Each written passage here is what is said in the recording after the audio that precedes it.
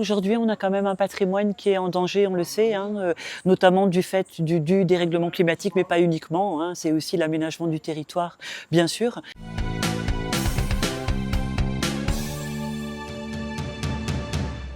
Il y a différentes manifestations donc, qui se passent ici au niveau du parc national de Guadeloupe, puisque cette année, en fait, il y a eu vraiment un partenariat et on a décidé de travailler ensemble pour ces Journées européennes de l'archéologie. Donc, on a des événements qui se déroulent ici. On en a aussi d'autres qui se déroulent, sur la Grande Terre, notamment à Taonaba. Donc on a des expositions, des ateliers. Aujourd'hui et en général le vendredi, c'est plus dédié pour les scolaires.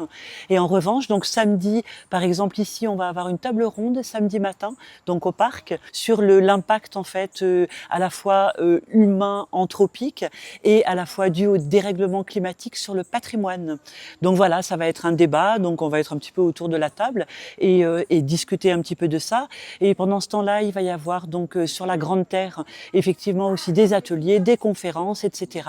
Tout ça sur le thème un petit peu de l'archéologie. Aujourd'hui, on a quand même un patrimoine qui est en danger, on le sait, notamment du fait du dérèglement climatique, mais pas uniquement. C'est aussi l'aménagement du territoire, bien sûr.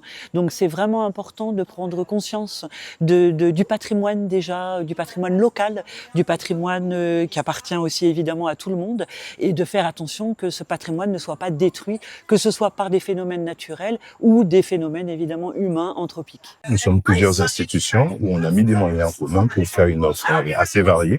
Alors, les institutions, c'est le Parc national, qui est également la Direction des affaires culturelles, c'est l'INRA, l'Institut national de la recherche en archéologie préventive. C'est également le département, qui est propriétaire des terrains que gère le Parc national. Donc, on s'est mis tous ensemble pour faire une offre d'à peu près 8 animations assez variées.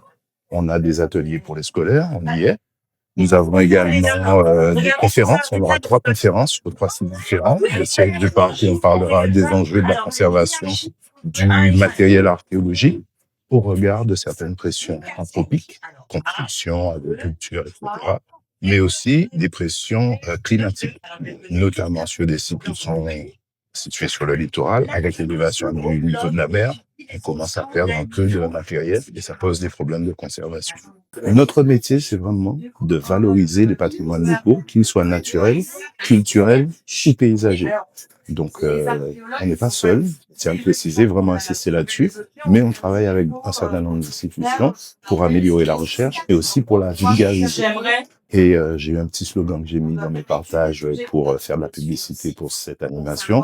Je dis, il y en battait, mais c'est ta et ta famille aussi.